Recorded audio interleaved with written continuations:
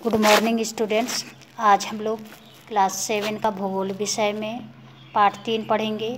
पाठ का नाम है आंतरिक बल एवं उससे बनने वाली भू आकृतियाँ। आंतरिक का अर्थ अंदर से और बल का अर्थ शक्ति, यानी पृथ्वी के अंदर की शक्ति।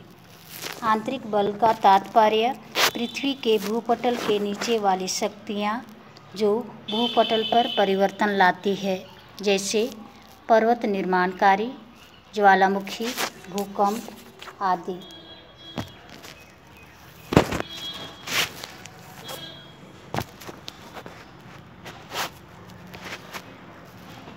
आप लोग भूकंप के झटके महसूस किए होंगे। भूकंप क्यों आते हैं? हमारी पृथ्वी की ऊपरी सतह प्लेटों में विभाजित है, जो हमेशा गतिमान रहती है। उस गति के कारण कुछ प्लेटें एक दूसरे के पास आती है तो कुछ दूर जाती है, तो कुछ साथ साथ में रहती है, जिसके कारण आपस में टकराहट होती है और कंपन शुरू होता है। इससे भूकंप कहते हैं। इसके प्रभाव से कई भूभाग धंस जाते हैं, कई ऊपर उभर कर आते हैं।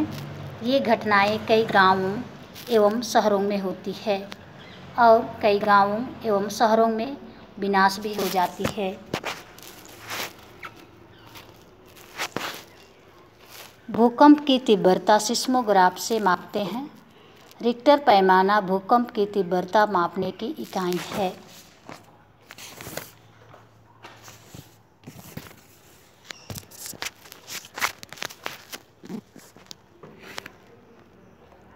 क्या भूकंप का प्रभाव सभी जगह एक ही समान होता है?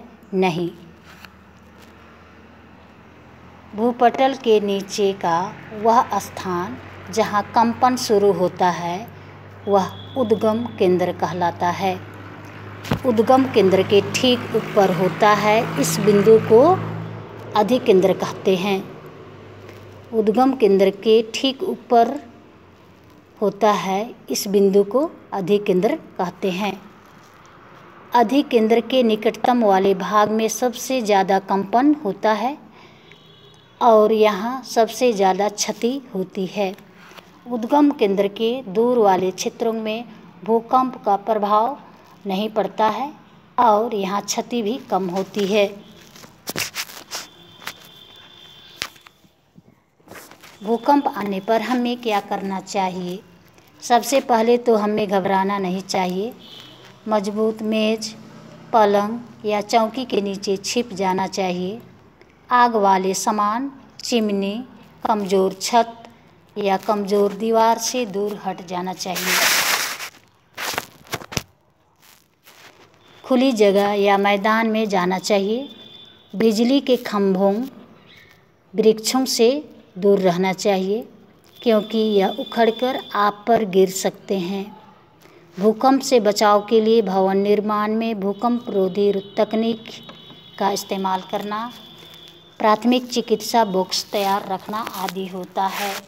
आगे है बिहार के भूकंप क्षेत्र, तो आप इसको अपने से पढ़ लीजिएगा। आगे है पृथ्वी के बल। पृथ्वी के बल कितने प्रकार के होते हैं? पृथ्वी के बल 2 प्रकार के होते हैं। पहला है आंतरिक बल, दूसरा है बाह्य बल। आंतरिक बल कितने प्रकार के होते हैं? आंतरिक बल 2 प्रकार के होते हैं। पहला है दीर्घकालीन भूसंचलन, दूसरा आकस्मिक भूसंचलन। दीर्घकालीन भूसंचलन क्या है?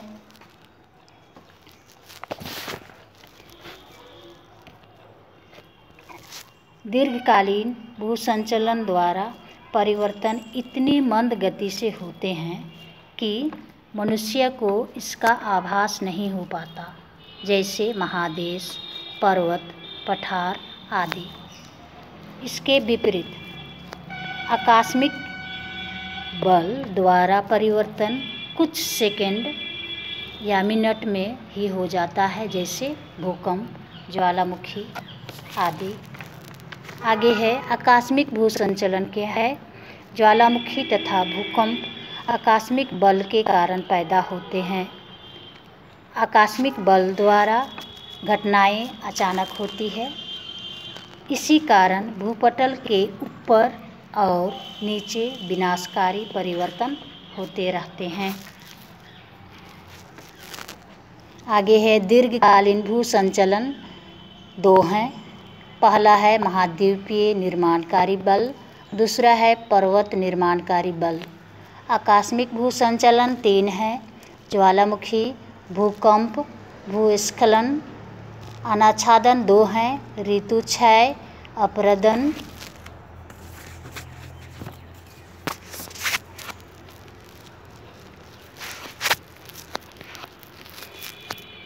हमारी पृथ्वी प्लेटों में विभक्त है। पृथ्वी के अंदर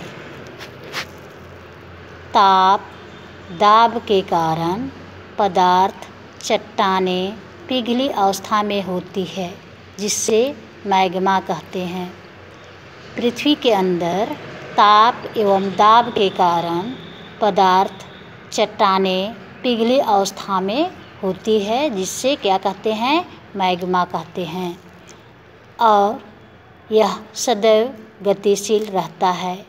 जहाँ कहीं भी पृथ्वी के परत कमज़ोर होती है, वहाँ से यह धरातल ऊपर धुएं, भाप, राख, आग, गर्म तरल के रूप में बाहर निकलते हैं, जिससे ज्वालामुखी कहते हैं। और जहाँ से ये गर्म पदार्थ निकलते हैं, इस मुंह को क्रेटर कहते हैं। तो आज के लिए हम लोग इतना ही पढ़ेंगे, बाकी कल पढ़ेंगे।